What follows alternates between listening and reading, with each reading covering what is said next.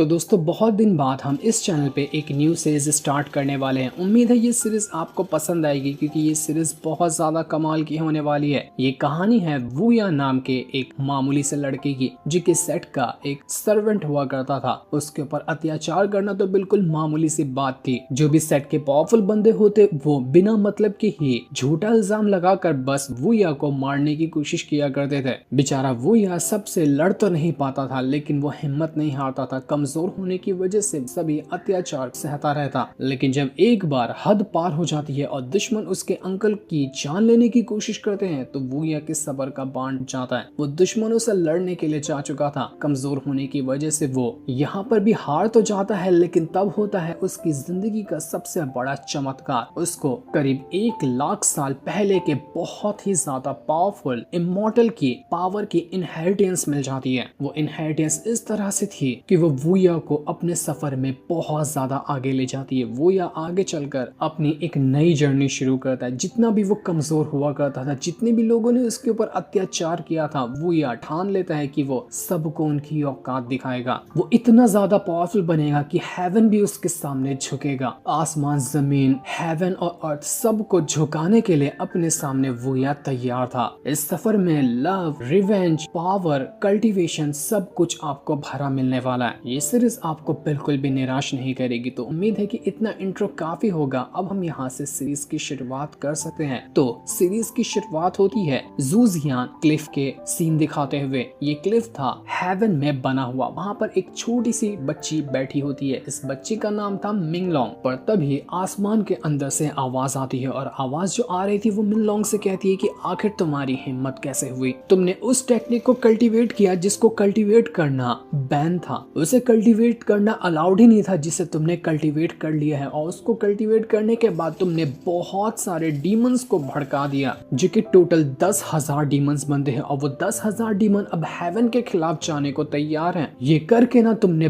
बहुत बड़ी गलती की है। इसलिए आज हम हेवन के कोर्ट से आए हुए हैं तुम्हें तुम्हारे कामों की सजा देने के लिए। तो मिनलोंग तुम मरने के लिए तैयार हो जाओ। तुम्हें पूरी तरह से खत्म कर दिया जाएगा तुम्हारे इस काम की वजह से। हेवन के कोर्ट से जितने भी बंदे आए हुए थे वो एक बहुत ही ज्यादा पावरफुल फॉर्मेशन क्रिएट करना शुरू कर देते हैं ताकि मिनलोंग की जान ली जा सके। लेकिन मिनलोंग कहती कि बस यार, तुम फॉर्मेशन बनाते हो कि ढोल पीट रहे हो? कितना मेरे कानों में दर्द हो रहा है, थोड़ा आराम से फॉर्मेशन बनाओ ना। लगता है कि मुझे ही कुछ करना पड़ेगा। इसके बाद वो जो मिनलोंग थी अपने कान के अंदर से एक स्टिक बाहर निकालती है। वो स्टिक कोई मामूली स्टिक नहीं बल्कि इतनी ज्यादा पावरफुल है कि जिसके सामने हेवन भी जल्दी नहीं टिक सकता। जो भी फॉर्मेशन यहाँ पर कोर्ट के मेंबर बना रहे थे उनके ऊपर तो मिनलोंग अपनी स्टिक की मदद से टूट पड़ती है। एक के बाद एक करते हुए उसने स्टिक को घुमाकर सभी कोर्ट मेंबर की वाट लगाना शुरू कर दिया था। कोर्ट मेंबर तो कुछ भी नहीं कर पाते मिनलोंग के सामने और मार मार कर वो उनकी हालत बुरी कर देती है। कोर्ट के मेंबर भी अपनी पावर का इस्तेमाल करते हुए मिनलोंग के साथ लड़ने की कोशिश कर रहे थे क्योंकि वो कमजोर नहीं थे। वो हेवन के कोर्ट वाले मेंबर हैं तो पावर तो उनके पास होगी लेकिन इतनी ज्यादा नहीं थी कि वो मिनलोंग का मुकाबला कर सके। कोर्ट मेंबर की वाट लगाने के बाद मिनलोंग कहती है आसमान की तरफ देखते हुए कि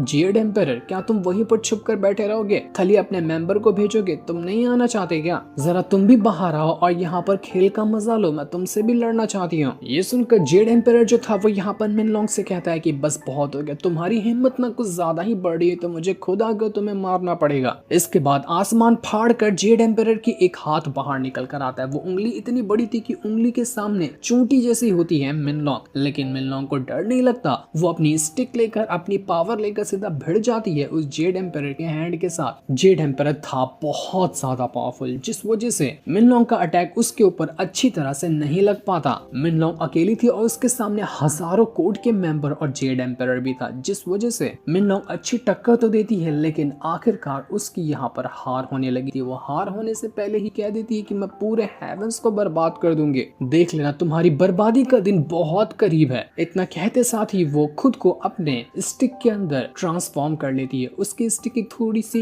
एकदम छोटी बन चुकी थी और छोटी बनने के बाद वो आसमान में ही कहीं खो जाती है। मिनलोंग तो स्टिक के साथ खो गई थी लेकिन उसका बदला भी अधूरा रह गया था हेवन से मुकाबला करने का। जिसके बाद हमें एक सेट का सीन दिखाया जाता है जिसका नाम है स्वॉर्ड सेट। वहाँ पर वूया नाम के एक मामूली से लड़के को बांध कर रखा गया था और उसके ऊपर जाओ नाम का एक बंदा अत्याचार कर रहा होता है। वो उसको बहुत कोड़े से मार रहा था। मारते हुए वो उससे कह रहा था कि बता, तूने ही क्रेन बर्ड को वो जहर देकर मारा है ना? तुझे पता भी है कि वो जो बर्ड था वो हमारे इमॉर्टल मास्टर सीतू का सबसे खास बर्ड था, उसको तूने मारकर बहुत बड़ी गलती की है। वो यह कह रहा था कि मैं तुम्हें कितनी बार समझू कि मैंने बर्ड को नहीं मारा, आखिर मैं उस बर्ड को क्यों मारूंगा? एक बार में तुम्हारे दिमाग में समझ में नहीं आता है क्या? तो जाओ कहता है कि अच्छा ऐसी बात है, कहीं के राजकुमार हो क्या तुम जो इस तरह का एटीट्यूड मेरे सामने दिखा रहे हो? गुलाम हो तो अपनी औकात मत भूलो। तुमने मारा हो या नहीं मारा हो, सजा तो तुम्हें ही मिलेगी, क्योंकि जिम्मेदारी तुम्हारी थी उन बर्ड्स को संभालने की। खाना तुम उनको देते हो तो जहर क्या कोई और डाल के जाएगा? तू ही यहाँ पर उस बर्ड को जहर देकर मारा है, तो सजा काटने के लिए तू तैयार हो जा। कबूल करता है अपना अपराध की नहीं करता है? बोल जल्दी बता, वरना यहाँ पर कुत्ते की मौत मारूंगा। मर जाएगा तो कंफर्म हो जाएगा कि तूने ही यहाँ पर उस बर्ड को मारा है। बस वो यह इतना कह रहा था कि मैंने एक बार कहा है, मैं 100 बार कहूंगा, मैं 1000 बार कहूंगा कि मैंने उस बर्ड को नहीं मारा। अब जो मेरे 1000 बार कहने से सच झूठ या झूठ सच में नहीं बदल जाता।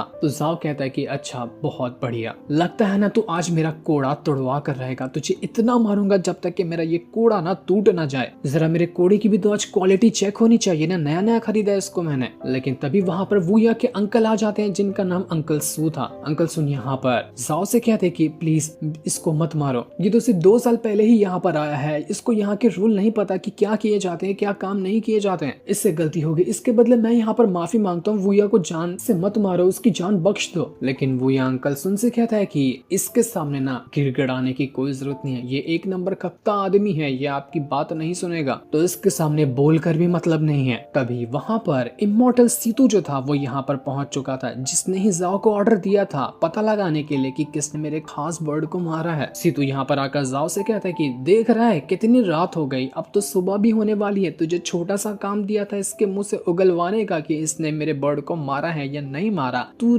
अभी तक के ये काम नहीं करवाया, अब क्या जिंदगी भर दूं इस चीज का प्रूफ निकालने के लिए तुझे? जाओ कहता है कि सीतू मास्टर मुझे माफ कर दीजिए, ये लड़का है ना बहुत ज्यादा जिद्दी है, मैं बहुत मार चुका हूँ वूया को, लेकिन मारने को तैयार ही नहीं कि इसने उस बर्ड को मारा है, लेकिन मैं इसको मना लूंगा, आपको टेंशन लेने की जरूरत नहीं, बस थोड़ा सा टाइम और दे दीजिए। तो सीतू कहता है कि मुझे ऐसा क्यों लगता है कि तूने अभी तक के ना ढंग से अत्याचार इस वूया के ऊपर किए ही नहीं है, अच्छे से अत्याचार किया होता ना तो इसकी जुबान अपने आप चल जाती। रहम दिखा रहा है क्या तू इसके ऊपर? देख आखिरी बार कह रहा हूँ, मैं अपने ना 5 कदम बढ़ाऊंगा, अगर मेरे 5 कदम बढ़ने से पहले इस वूया ने कबूल नहीं किया कि इसने उस बर्ड को मारा है तो मैं सारा आरोप तेरे ऊपर लगा दूंगा कि तूने ही यहाँ पर बर्ड को मारा है और तेरी जान ले लूंगा। तो मेरे 5 कदम बढ़ने का तेरे पास टाइम है, उगलवा ले इस वूया से कि इसने उसको मारा है या नहीं मारा। जो सुनकर जाओ की हालत खराब हो जाती है, वो जल्दी से भागकर वूया के पास आता है, उसको कुत्तों की तरह मारते हुए कहता है कि जल्दी बोल देना कि तूने मारा है, वरना ये सीतू मेरी जान ले लेगा, जल्दी कबूल कर कि तूने बर्ड को मारा है। अंकल सुन जो था वो यहाँ पर आकर सीतू से कहता है कि प्लीज माफ कर दीजिए, मेरी जिम्मेदारी थी उन बर्ड्स को खाना खिलाने की, मुझसे ही गलती हो गई होगी जिस वजह से वो बर्ड्स मारे गए, आपको किसी को सजा देनी है ना तो आप मुझे दे सकते हैं, बेचारे वूया को छोड़ दीजिए, उसकी कोई गलती नहीं है। तो सीतू कहता है कि अच्छा बुढ़ाऊ, तू अब मुझे सिखाएगा कि मुझे किसको सजा देनी है और किसको नहीं सजा देनी है, इतनी हद बढ़ गई है क्या तेरी? लगता है ना उसके साथ तुझे भी पिसने का बहुत बड़ा शौक चढ़ा हुआ है। वो ऐसा धक्का मारता है कि अंकल सुन जो था वो उड़कर दूर फेंका जाता है, बेचारा वो तो बूढ़ा ही था, उसकी हालत और ज्यादा खराब हो जाती है। सीतू जाओ से कहता है कि जा पहले इस अंकल सुन जो है ना इसको भी 2-4 कोड़े तो मार, ज्यादा बोलने लग गया मेरे बातों के बीच में, इसको भी समझ में आना चाहिए कि जब मैं बात करता हूँ ना तो कोई तीसरा बीच में ना बोले। तो वो जो जाओ था अब यहाँ पर अंकल सुन को मारने के लिए जाने लगा था, पर वो पहला ही कोड़ा क्या अंकल सुन के ऊपर चला था, वो या अपना चेन तोड़कर आजाद होता है, कोड़े को हाथ से पकड़ लेता है। वो कहता है कि जब से तुम लोगों ने मुझे परेशान किया, मुझ पे अत्याचार किया, मुझ पे झूठा आरोप लगाया और मुझे कुत्तों की तरह मारा, मैं सब कुछ बर्दाश्त करता रहा, लेकिन जब तुमने अब यहाँ पर मेरे अंकल सुन के ऊपर हाथ उठाने की कोशिश की है ना तो बस अब मेरे सब्र का बांध टूट चुका है, अब मुझसे और बर्दाश्त नहीं होता, जो करना था मुझ पे करना था ना कि मेरे अंकल के ऊपर। जाओ कहता है कि अच्छा तो तू मुझसे इस तरह से बात कर रहा है, तेरी भी जुबान नहीं चलने लग गई, आंखें नीचे करके मुझसे बात कर वरना आंखें नोच लूंगा तेरी। वो उसको और ज्यादा मारने की कोशिश करता है लेकिन वो या तो बहुत मारता है उसको, और मारने के बाद वो सीधा एक घसीट के पंच मारने गया था सीधा सीतू के ऊपर ताकि सीतू को ही खत्म कर दे, लेकिन पंच लगने से पहले ही सीतू जो था वो कोड़ा उठाता है और सीधा वूया के सीने के आर पार ही घुसा देता है, जिस वजह से वूया की एकदम खराब। सीतू कहता है कि वूया ने रूल तोड़े हैं, उसने मुझ पर हाथ उठाया तो मुझ पर हाथ उठाने की सजा यही है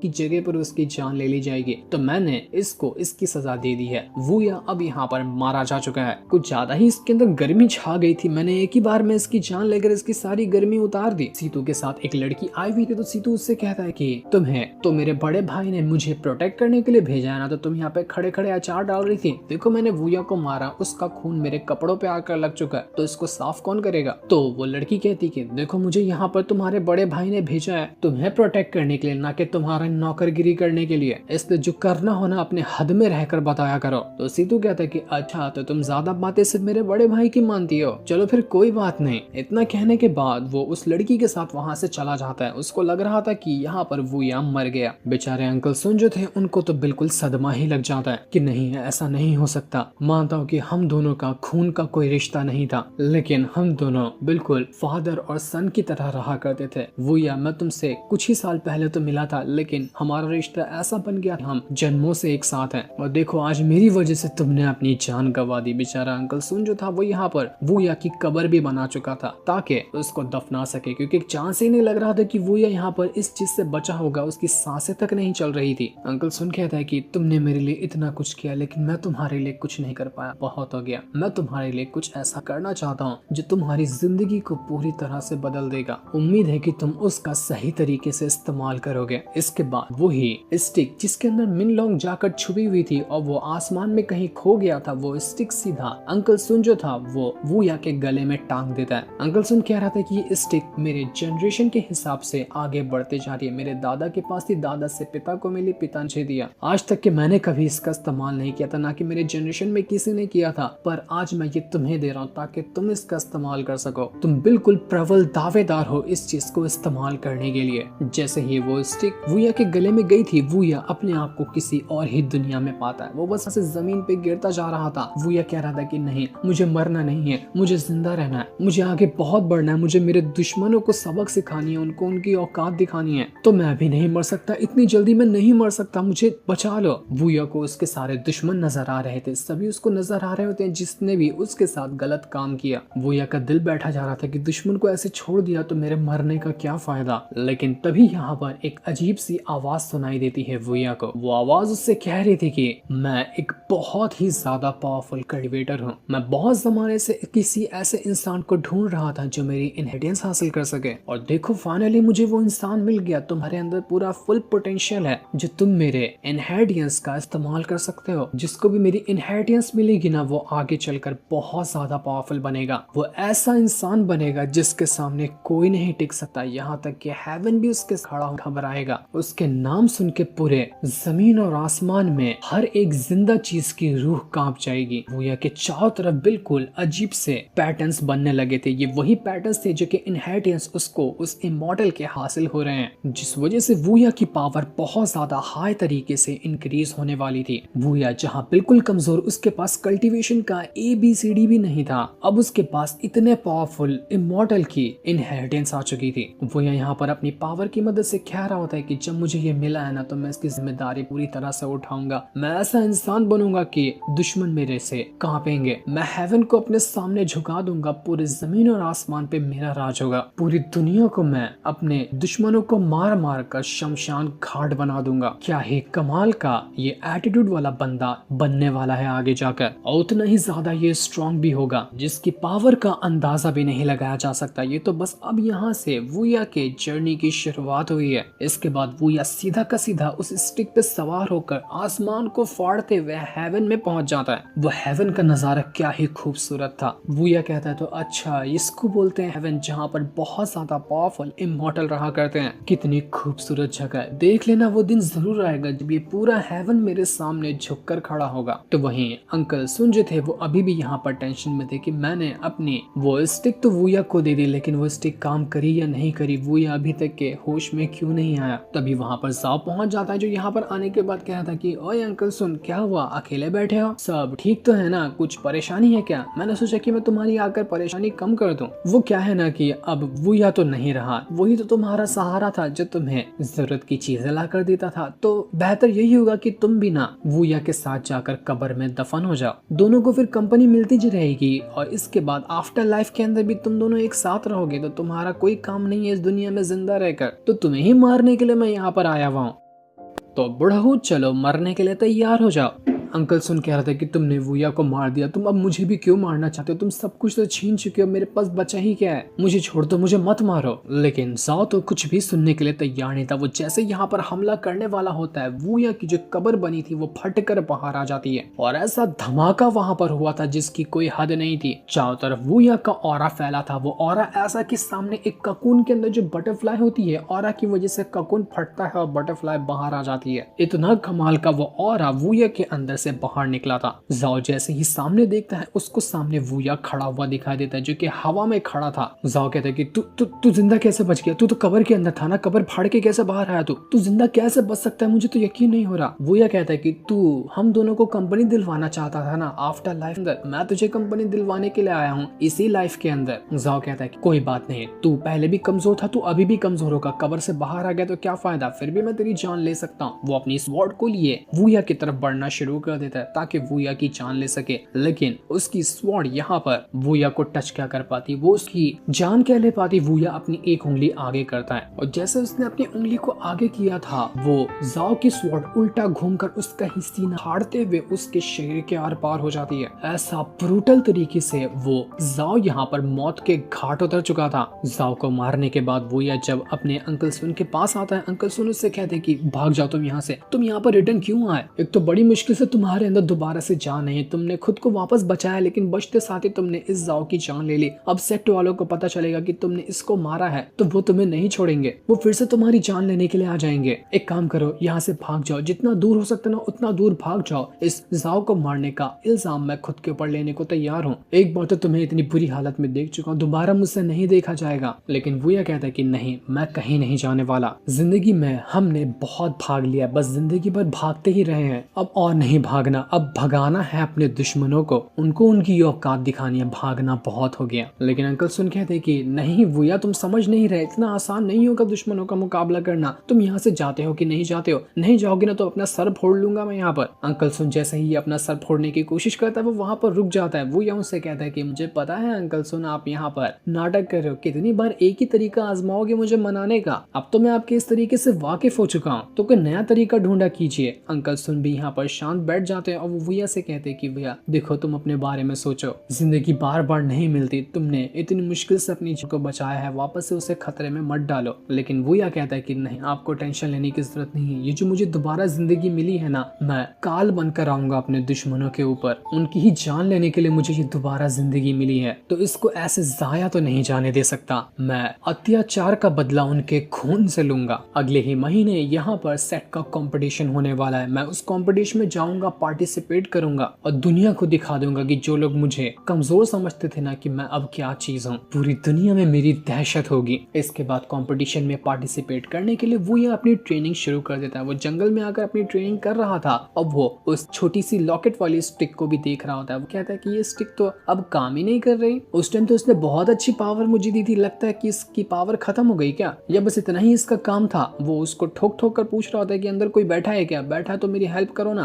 तभी उसके अंदर से पावर निकलती है, वो पावर वूया को स्टिक के वर्ल्ड के अंदर ले जाती है। वहां पर आने के बाद वूया एकदम हैरान, यहाँ पर बिल्कुल एक अलग ही मानव दुनिया थी। वो जगह बहुत ज्यादा सुंदर थी लेकिन उतनी ही ज्यादा मिस्टीरियस भी होती है। पीछे से आवाज आ रही थी वूया को कि करीब 1,20,000 साल तक के मैंने किसी का इंतजार किया था लेकिन कोई आया नहीं, लेकिन तुम यहाँ पर आए हो। किसी इंसान से इतने सालों बाद मिल करना बहुत अच्छा महसूस हो रहा है। मैं यहाँ पर हूँ तुम्हारा साथ देने के लिए, तुम्हारी पावर को बढ़ाने के लिए, क्योंकि हम दोनों की लाइफ ना बहुत ज्यादा मिलती है। मैं भी दुश्मनों से बदला लेने के लिए तैयार हूँ, तुम भी उसी तरह की फीलिंग्स रखते हो। लेकिन तभी वूया उस बच्ची को पकड़ लेता है जो कि मिन लोंगी थी। वही यहाँ पर छुप कर वूया से इस तरह की बातें कर रही थी। वूया कहता है कि अबे बच्ची, तू है कौन और तू उस स्टिक के अंदर क्या कर रही है, यहाँ पे तेरा काम क्या है? तो मिन लोंग कहती कि बेवकूफ इंसान, वो स्टिक किसी और की नहीं, मेरी ही स्टिक है जो कि अब तुझे मिली है। मैं ही वो इंसान हूँ जिसने पूरे हेवन में तबाही मचा दी थी, पूरे हेवन को मैंने हिला कर रख दिया था। लेकिन वो क्या है ना, उस टाइम थोड़ी सी गड़बड़ हो गई थी तो इसलिए मैं उस टाइम हार गई थी। तो मुझे कम मत समझना, मेरी इतनी पावर है ना कि मैं फूंक मारते हुए तुझे ये दुनिया से वो दुनिया पहुंचा सकती हूँ। वो ये कहता है कि अबे यार, तुम कितनी छोटी सी बच्ची हो, बातें कितनी बड़ी बड़ी करती हो, क्या सच में तुम्हारा वो स्टिक है क्या? जाओ, मुझे इस बात पे यकीन नहीं होता कि तुम इतनी मामूली सी बच्ची और इतना ज्यादा पावरफुल स्टिक लेकर रखोगी। अच्छा, अगर तुम्हारे पास वो स्टिक है, तुम्हारा ही वो स्टिक है ना, तो जरा मुझे करके तो कुछ दिखाओ, चलो मेरी कल्टीवेशन बढ़ाओ।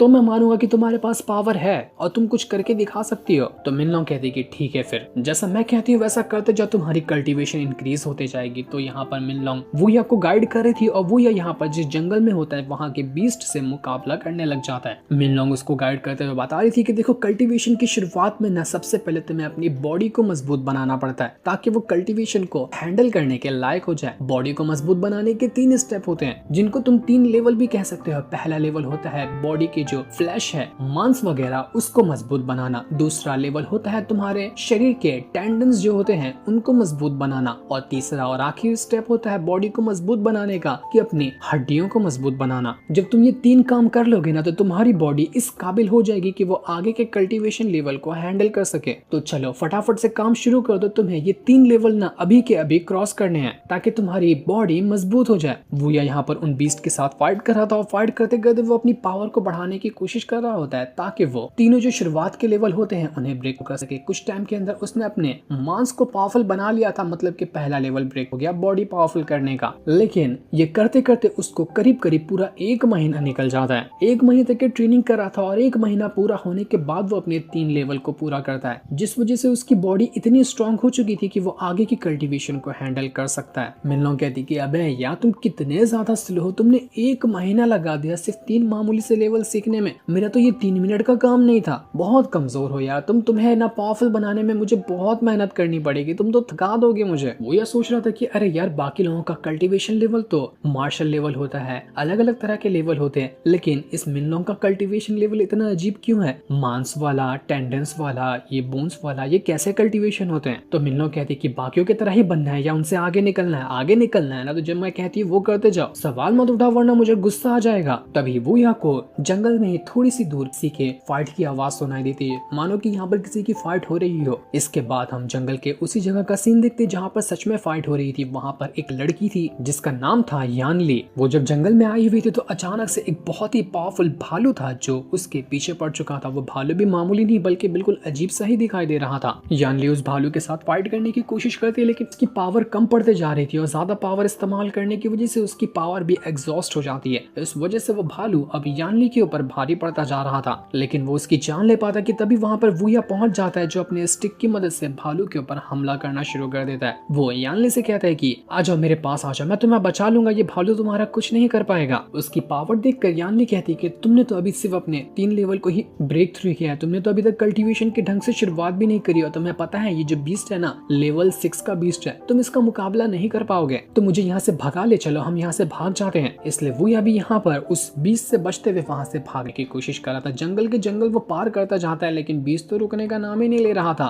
मिनलोंग जो थी वो वूया से कहती है कि अबे गधे आदमी, तुम भाग क्यों रहे हो? भागो मत, जाके बीस्ट से फाइट करो। तुम्हें मैंने अचार डालने के लिए या भागने के लिए टेक्निक सिखाई है, कुछ तो सिखाया ना अभी तुम्हें, उसका कम से कम तो इस्तेमाल करो और जाओ बीस्ट से फाइट करो। ऐसे ही भागते रहोगे तो दुश्मनों से भी तुम्हें भागना पड़ेगा और मेरी बात नहीं सुनोगे तो गड्ढे में गिरोगे, याद रखना इस बात को। और वैसा ही होता है। भागते भागते वूया एक खाई के पास आकर खड़ा हो चुका था। सामने बीस्ट और पीछे खाई, बीच में आकर वूया और यानली अटक चुके थे। यानली अपनी पावर को फिर से एक्टिवेट करती है और बीस्ट के ऊपर हमला करने की कोशिश करती है लेकिन कोई फायदा नहीं होता। बीस्ट तो अभी भी बहुत ज्यादा भड़का हुआ था, वो बहुत ज्यादा पावरफुल भी था जिस वजह से उसको हराना बहुत ज्यादा मुश्किल। कोई चारा ना होने पर अब यहाँ पर वूया जो था वो अपनी पावर को एक्टिवेट करता है और अपनी पावर की मदद से वो उस बीस्ट के साथ ही भिड़ जाता है। मार मार कर बीस्ट की तशरीफ लाल कर चुका था, कुत्तों की तरह वो उसको मारता है। इस वजह से लेवल 6 का बीस्ट जो इतना ज्यादा पावरफुल लग रहा था वो 2-4 अटैक में ही वूया के ढेर हो जाता है। वो ढेर भी ऐसा हुआ था कि वो सीधा गिरता है वूया और यानली के ऊपर, जिस वजह से वो दोनों खाई के नीचे आकर गिर चुके थे। किस्मत अच्छी थी कि नीचे तालाब था तो इस वजह से वो दोनों बच गए, वरना तो वाट लग जाती दोनों की।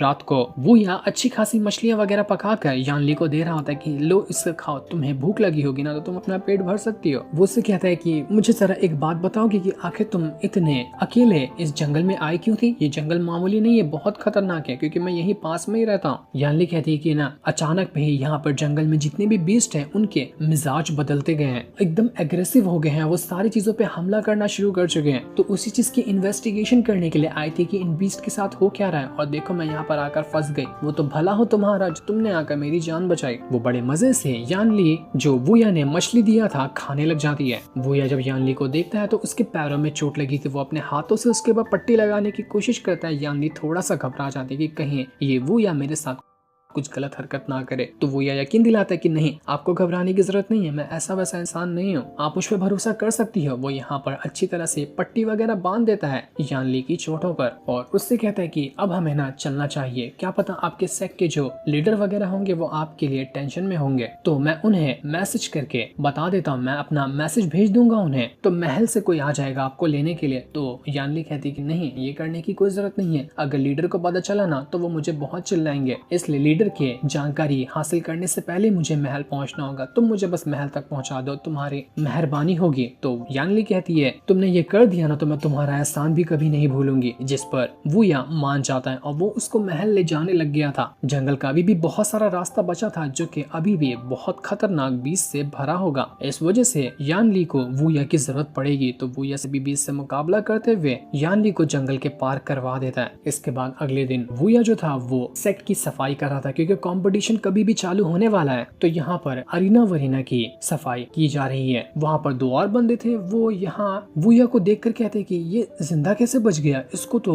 थोड़े टाइम पहले सीतू ने अपने कोड़े से मारकर जान से खत्म कर दिया था, लेकिन देखो फिर भी बच गया, बड़ा ही ढीठ किस्म का बंदा है, मरता ही नहीं है ये। मैंने तो सुनकर रखा था कि वहाँ पर कुछ टाइम पहले जाओ को भी किसी ने मार दिया, ऐसा कहा गया कि बीस्ट ने जाओ को मारा है, तो वो बीस्ट तो इस वूया को भी मार सकता था ना, जबकि ये तो अधमरा ही था, लेकिन फिर भी ये बच गया, बड़ी प्यारी किस्मत है इसकी। तभी वहाँ पर सीतू भी आने लग जाता है। अंकल सुन जो थे वो यहाँ पर वूया से कहते कि वूया अपनी नजर छुपा लो, सीतू ने तुम्हें देखा ना तो भड़क जाएगा और वो कहीं फिर से तुम्हें नुकसान न पहुंचाने की कोशिश करे तो उसके सामने मत जाना। तो वूया कहता है कि नहीं अंकल सुन, आपको घबराने की जरूरत नहीं है, मैं कितना भागता रहूंगा दुश्मनों से, अब तो नहीं भागना है मुझे, अब दुश्मनों का डट कर मुकाबला करना है, उसके सामने आंखों में आंखें डालकर खड़ा रहना है मुझे। सीतू जैसे ही यहाँ पर वूया को देखता है वो कहता है कि अच्छा तू अभी तक के जिंदा है, लगता है कि मेरा जो कोड़ा था ना वो चाइना माल था जिसने तेरे पर हमला करने के बाद भी तेरी जान नहीं ली, लेकिन चल खैर कोई बात नहीं, मैं हूं ना, इस बार जब आ गया हूं तो इस बार कैसे तुझे छोड़ सकता हूँ, पिछली बार का भी हिसाब किताब पूरा करना है, मुझे दो बार मौका मिल गया तेरी जान लेने का, इस बार ना जब तक तू पूरी तरह से मर नहीं जाता, जब तक तू दफन होके खत्म नहीं हो जाना तब तक मैं तुझे देखता रहूंगा कि तू फिर से जिंदा हो पाता है या नहीं हो पाता।